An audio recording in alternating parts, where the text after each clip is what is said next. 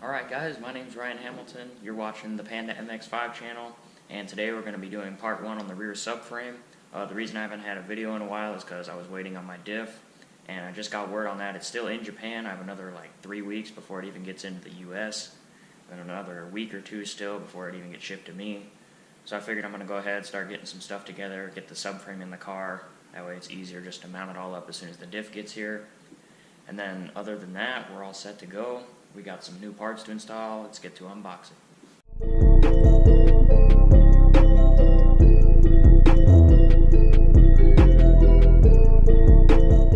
Alright, so we got the subframe right here. All I've already done is put the control arms in, got the coils in. So just everything's kind of sitting here waiting. I got the alignment bolts in. So now I just got some hubs right here, some wheel bearings, and then my uprights, of course. So we're just going to get all these put together. Get the studs banged out of these because I actually got ARP extended wheel studs. I'm waiting on those to come in too, but those should be here within a week. So I'm just going to run it without studs, and when those show up I can put them in, but it'll already be on the car. But that's not too much of a pain to do, so let's go ahead and unbox some things.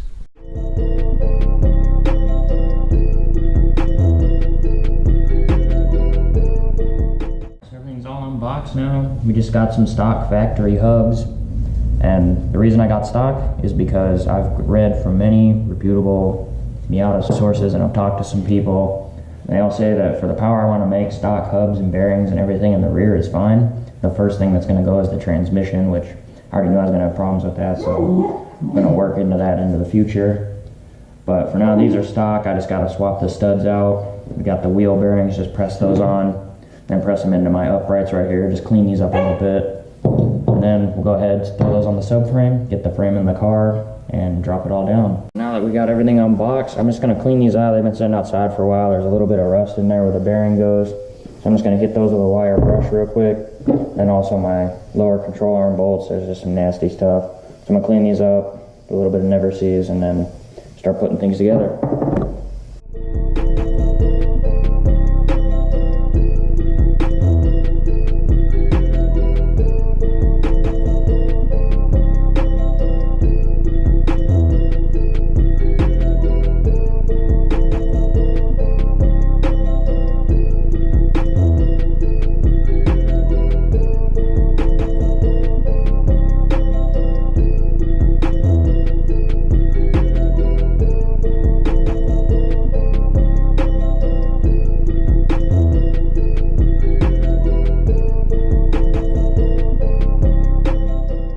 Alright, so now that everything's all cleaned up, I'm going to get these old studs banged out. I don't have the new ones yet, the ARP extended, but I'm just going to leave them out. I have lug nuts. When they show up, I can just put them on, throw the lug nut on there and tighten it, suck it all the way through. So I'm just going to bang those out for now. Then we'll get the bearings put on, get those put in the uprights, get the uprights on the frame, and then go put it on the car.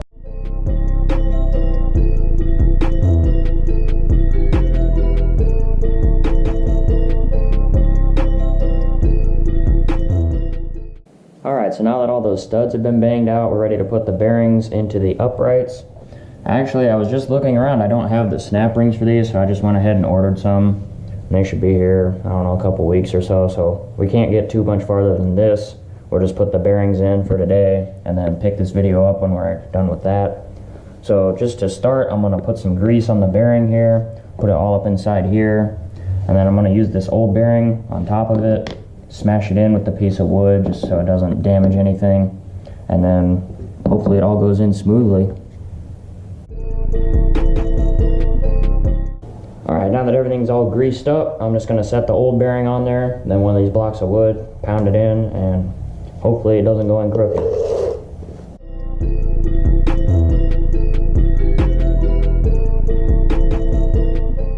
Alright, so after hitting it with the hammer a couple times, it wasn't going in straight. It didn't want to seat in there correctly, so now we have a bushing driver set and a big C-clamp. We're just going to try and squish it in there nice and easy and see if it goes in there straight.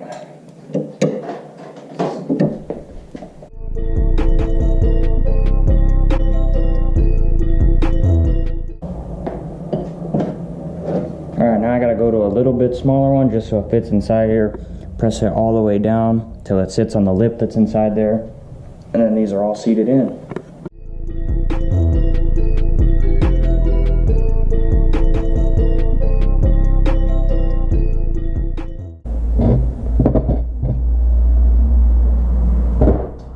so we got that one all the way pressed in. It's all the way seated. Everything's good. Just got all the grease cleaned off. So I did order those snap rings, and then once those come in, we'll be able to continue on this, get the hubs put in, get the extended studs in, and then get those on the frame. Alright, so it's a week later. My snap rings showed up. These guys are right here. Got the correct ones for it. So we'll be able to continue on with that, and then also the ARP studs are right here. Go ahead and put those guys in today. So let's just go ahead and continue on with the snap ring.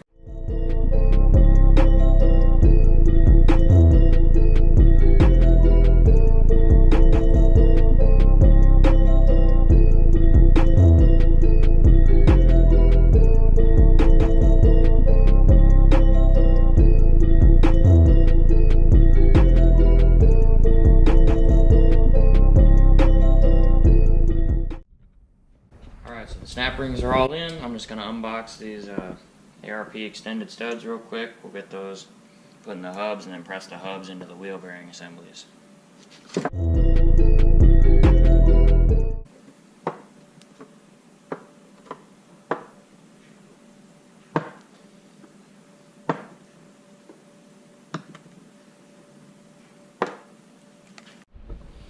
Alright, so they're all opened up. I'm just going to start banging them in here.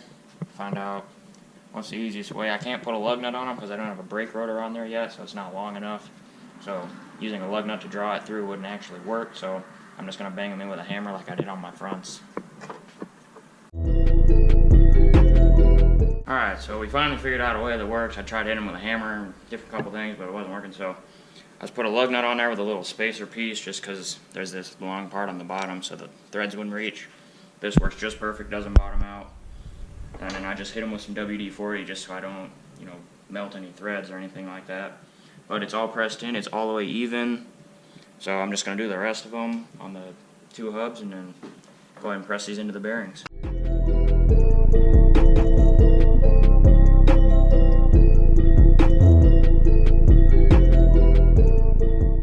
Alright, so I got all four of the studs pressed in. So I just did a double check on them again just to make sure they're fully seated in there. So I got lube all over it. I'm going to wash it off real quick, do the other one the exact same way, and then we'll get these pressed into the bearings. Alright, so I just got all the studs there put in and the other hub, so I'm just going to wash them all off, get all the oil off there real quick, and then we'll go ahead and press them into the bearings. Alright, so everything's all set. I got the bearing and the upright right here. I got my hub. I put a really thin layer of grease on there just to help it go into the bearing a little better. Then I got a big C-clamp. I'm going to try and clamp this in, see if that works. And then if not, we will see what else works.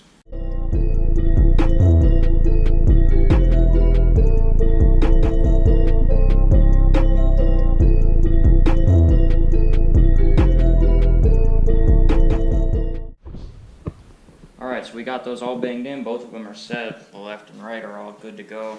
So I'm going to get ready and install them on the subframe right here. Just go ahead, torque everything up, make sure everything's tightened on, and then we'll run it out back, put it into the car, and see how it all fits.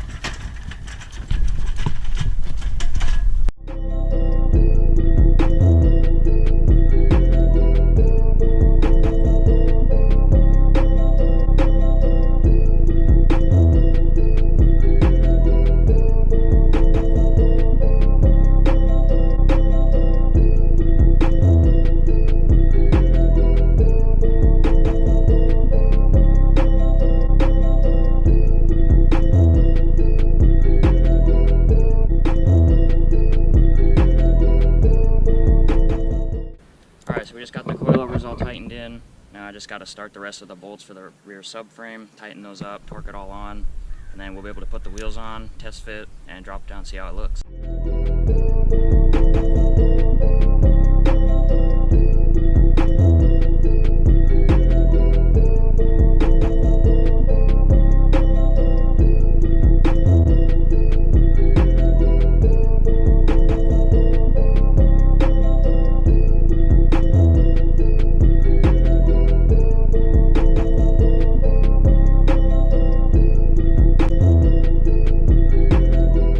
Alright, so we got the coilovers in the trunk up here, and if you come on down to the hubs in here, control arms, poly bushings, everything's all tightened up under here.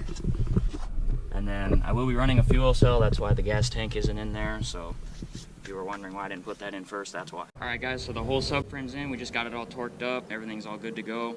So thank you so much for watching, and in our next one we'll be setting the car on the ground, just seeing how it sits, retorquing some stuff. So we'll see you in the next one.